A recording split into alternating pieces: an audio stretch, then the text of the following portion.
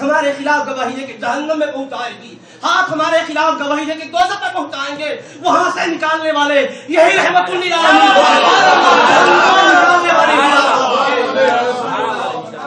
یہ فضل و رحمت، وہ فضل و رحمت ہے کہ جو خسرا پا فضل ہی فضل ہے، رحمت ہی رحمت ہے۔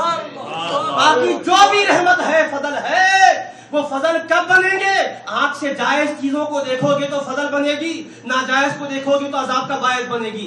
اب یہ کس کے کیا دیکھیں یہ سرکار ہی بتائیں گے، یہ دیکھو اور یہ نہ دیکھو، یہ بولو یہ نہ بولو، یہ سنو یہ نہ سنو، یہ کرو یہ نہ کرو، یہ سارے فضل و رحمت کو فضل و رحمت بنانے والے سرکار ہی تو ہے، جنت کا حقدار بنانے والے اللہ ہی تو ہے۔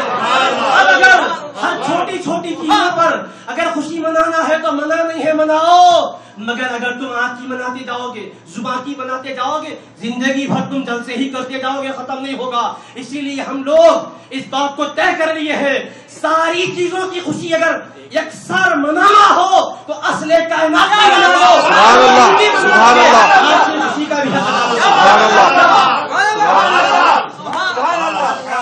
اللہ، سبحان اللہ۔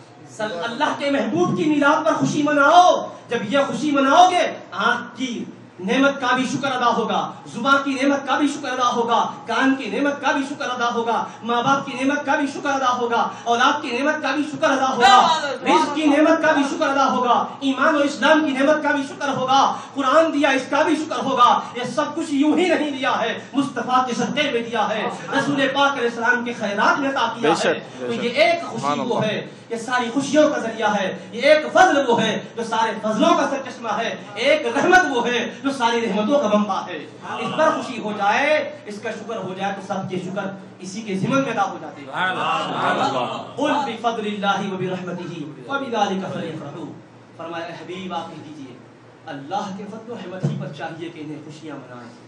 تو نام مبارک کو چاہے تو ذکر کر سکتا تھا، مگر رب تبارک و تعالیٰ نام ذکر فرما دیتا تو امتحان کا رکھا ہے، امتحان کی شکل رکھا، امتحان کی شکل رکھا۔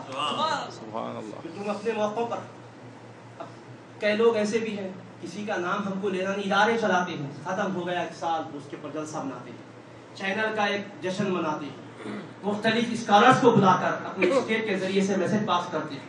ہم یہ نہیں کہتے ہیں کہ مت کرو، ٹھیک ہے کرو، لیکن اس پر قرآن کی آیت کیا ہے، حدیث کیا ہے، اس روایت کی بنیاد پر کرتے ہیں۔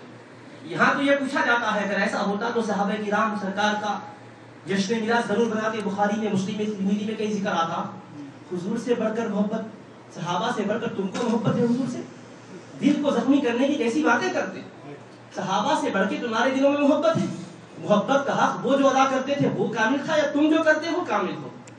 تو ہم کہیں گے اچھا تمہارے مدرسوں میں تم بھی تو جلسے تکمیل حفظ قرآن مناتے ہو، جب تمہارے پاس بچے عالم اور مولوی بنتے ہیں تو ان کے لیے انعامات تقسیم کرنے کا جلسہ کرتے ہو۔ اب ہمیں بھی کہنے دو کہ قرآن کی قدر تم کو زیادہ ہے یا صحابہ کو زیادہ ہے؟ علم کی قدر تم زیادہ کرتے ہو، صحابہ زیادہ کرتے ہو؟ ان کے بھی تو بچے حافظ قرآن ہوئے یا نہیں ہوئے، انہیں میں بھی حفاظ گزرے کہ نہیں گزرے، انہیں میں بھی عالم گزرے کہ نہیں گزرے۔ تو پھر اب سوال یہ ہے قرآن کی آیت سے یا صحیح حدیث سے بتاؤ کہ صدیق اکبر نے اپنے بیٹے کے حافظ قرآن ہونے پر کوئی جلسہ منعقد کیا تھا؟ فاروق اعظم نے اپنے صاحبزادوں کے لیے کیا جلسہ منعقد کیا تھا؟ عثمان غنی رضی اللہ عنہ نے کیا کوئی جلسہ تکمیل حفظ قرآن منعقد کیا تھا؟ کیا مولائے کائنات باب العلم نے شہزادوں کے لیے کوئی جلسہ منعقد کیا تھا؟ تو پھر اگر کیا تھا تو بتاؤ کس بخاری، کس مسلم، کس ترمذی میں ہے؟ نہیں کیا تھا تو پھر یہ عمل کی دلیل کیا ہے جو تم کرتے ہو؟ کہ قدردانی سرکار کی تمہارے دل میں زیادہ ہے یا صحابہ کی؟ صحابہ کی زیادہ تھی تو وہ نہیں کرے تو تم کو کس نے حق دیا کہنے والوں؟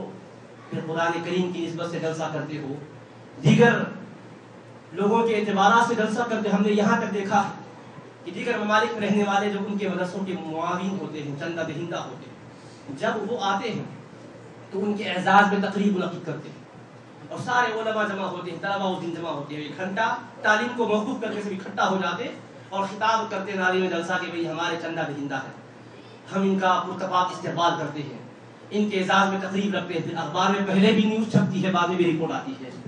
ہم یہ نہیں کہتے کہ مت کرو، ہم کہتے ہیں ٹھیک ہے کرتے ہو، تمہارے کرنے پر اعتراض نہیں ہے، مگر ذرا یہ ہم پوچھنا چاہیں گے کہ اس کے لیے قرآن کی کس آیت کریمہ میں حکم تلاش کرتے ہو، کس صحیح حدیث میں یہ آیا ہے؟ چندہ دہندہ تمہارا محسن ہے، اس کے لیے تم جلسہ کرتے ہو، اس کے لیے تم اعزاز میں تقریب منعقد کرتے ہو، تمہیں حق ہے تم اپنے چندہ دہندہ کو محسن مان کر کرتے ہو کرو. تم صرف اپنے چندہ دہندہ کے اعزاز میں مسرت میں کرتے ہو. ہم کائنات کے نجات دہندہ کی خوشی میں کرتے ہیں. ساری کائنات کے نجات دہندہ ہے. تمہیں اپنے چندہ دہندہ کا جلسہ مبارک ہو. ہمیں محسن کائنات نجات دہندہ کا جلسہ مبارک ہو. ہم آقا کے اعزاز میں کرتے ہیں, مسرت خوشی میں شکران نعمت کے طور پر کرتے ہیں. اس میں کھلانا فضول خرچی نظر آتا ہے. اس میں جشن میں خرچ کرنا اسراف نظر آتا ہے. اور ساری اسراف اور فضول خرچی کی روایتیں تسمہ کرتے ہو ان لوگوں پر جو آقا کی محبت میں کھلاتے ہیں, محبت میں جلسہ مناتے ہیں, محبت میں قصیدہ پڑھتے ہیں, نعت خوانی کرتے ہیں. ہم کہیں گے کہ واقعتاً تمہارا یہ اصول درست ہے, تو تم اسراف سے تم کیوں اپنے آپ کو نہیں بچاتے؟ تمہارے مولانا جب آتے ہو ایئرپورٹ پر تم گاڑیاں لے کر کیوں پہنچتے ہو؟ کیا وہ اتر کر ٹیکسی میں بیٹھ کر کیا نہیں آ سکتے تھے؟ یہاں سے جو گاڑیاں جا رہی ہے, جو وقت گزر رہا ہے, جو ڈیزل خرچ ہو رہا ہے, اس کے جواز کی کوئی دلیل بخاری سے بتاؤ, کوئی مسلم سے بتاؤ, کوئی ترمذی سے بتاؤ. بلکہ یہ تو اور ہے, اپنے بھی گھر کے لوگ آئے تو جا کر ان کو استغفار کر کے لاتے ہو کہ ایئرپورٹ سے نہیں لاتے ہو. وہ خود بھی تو گھر والا ہے, اتر کر گاڑی لے کر آ سکتا ہے. یہ جانا بھی تو فضول خرچی ہے, خرچ کرنا پیسہ یہ بھی تو فضول خرچی ہے. اس میں کیوں نظر نہیں آتا؟ تو معلوم یہ ہوا کہ خرچ کرنا ہر کوئی کرتا ہے, مگر اپنے کو جہاں سمجھ آتا ہے, جہاں اس کو سمجھ آتی ہے, وہاں خرچ کرنا فضول نظر نہیں آتا. بات حبیب پاک کی عظمت کی آتی ہے. یہاں خرچ کرنے پر اعتراض نہیں ہے, فکر میں غلطی ہے کہ نسبت مصطفیٰ کی لگ گئی, لہذا فتویٰ جاری ہو رہا ہے. تحقیق اب یہ ہو رہی ہے کہ یہ اسراف ہے, یہ فضول خرچی ہے. اس وقت نظر آتا ہے کہ بجائے اس کے فلاں کام کیا جاتا تو بہتر تھا, بجائے اس کے فلاں کیا جاتا تو بہتر تھا. تو سوچیے اور غور کیجیے کہ یہ کیا بات ہے, یہ کس طرح کا انداز فکر ہے. یہ انداز فکر ہمیں غور کرنے کی دعوت دیتا ہے. ہم اپنے طرز عمل کو دیکھیں, غور کریں کہ ہمارا یہ انداز فکر کیا ہمیں نجات دلانے والا ہے یا کسی اور سمت لے جانے والا ہے. غور کرنا چاہیے.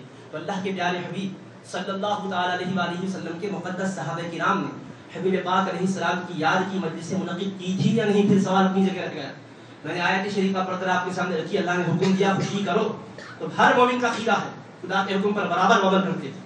اب رہ گیا مسئلہ عمل کرتے تھے تو بخاری میں بیان کیوں نہیں آیا, ترمذی میں بیان کیوں نہیں آیا, صحاح ستہ میں کیوں نہیں آیا, 12 ربیع الاول کو کرتے تھے تو نہیں آیا. تو میں عرض کروں آپ کو, اس سے پہلے ایک مثال آپ کے سامنے رکھتا. بہت سے علماء کی تاریخ لوگ لکھتے ہیں, ہمارے نہیں دیگر مکاتب فکر والے اپنے علماء کی تاریخ سیرت لکھتے ہیں, کتابیں موجود ہیں. تو لکھتے یہ ہیں کہ انہوں نے 10 سال بخاری پڑھائی, 20 سال ترمذی پڑھائی, 5 حج کیے, 10 عمرے کیے. اس طرح سے لکھتے ہیں. مگر کتنی نمازیں پڑھے اس کو نہیں لکھتے, کتنے سال کے روزے رکھے اس کو نہیں لکھتے, کتنے سال زکات دیے اس کو نہیں لکھتے. میں ان لوگوں سے پوچھوں گا, میں ایک سوال کروں گا, بھائیو آپ نے ان کی سیرت میں لکھا تو 10 سال بخاری پڑھانے کو لکھا, 20 سال ترمذی پڑھانے کو لکھا, 5 حج کرنے کو لکھا, 10 عمرہ کرنے کو لکھا, مگر 5 وقت نماز بھی پڑھتے تھے کہ نہیں مولانا؟ اس کو تو نہیں لکھا نا. یا رمضان میں روزے بھی رکھتے تھے یا نہیں؟ اس کو تو نہیں لکھا نا. تو کیا جواب دیں گے؟ یہ سیرت نگار جواب دیں گے مولانا نماز 5 وقت ہر مسلمان پڑھتا ہے, اس لیے کیا خاص بات ہے, یہ تو روزانہ کرنے کے کام ہے. رمضان میں روزے سبھی رہتے ہیں, اس میں مولانا کی کیا خصوصیت ہے؟ گنوارا بھی رہتا ہے, رکشے والا بھی رہتا ہے, دیہاتی بھی رہتا ہے. حج ہر کسی کو نصیب نہیں ہوتا. اللہ نے 5 مرتبہ حج کی سعادت دی. عمرہ ہر کوئی تھوڑا ہی کرتا, 10 مرتبہ عمرہ کیا. بخاری کا درس سب تھوڑے ہی دیتے, 10 سال بخاری پڑھائے. ترمذی کا درس ہر کوئی دیتے, 20 سال درس دیے. میں نے کہا یہ کہا کہ قرآن کتنے سال پڑھے؟ ارے یہ تو سبھی پڑھتے ہیں, اس کو الگ سے لکھنے کی ضرورت نہیں ہے. میں سمجھ گیا, میں جواب سے سمجھ گیا کہ جو چیزیں عام طور پر ہوتی ہے الگ سے بیان نہیں کیا جا سکتا.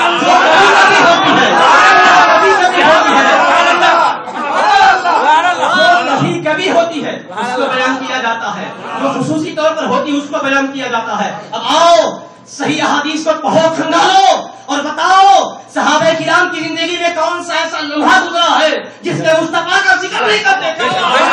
تم ربیع الاول کی 12 تاریخ کو کرتے تھے یا نہیں پوچھتے ہو. میں کہوں گا ذمہ دارانہ اسٹیج سے ایک روایت ایسی بتاؤ کہ زندگی میں کوئی دن ایسا بھی گزرا ہو جس میں انہوں نے آقا کا ذکر نہ کیا. وہاں ربیع الاول یا 12 تاریخ کی بات نہیں تھی, ہر دن 12 ربیع الاول تھا.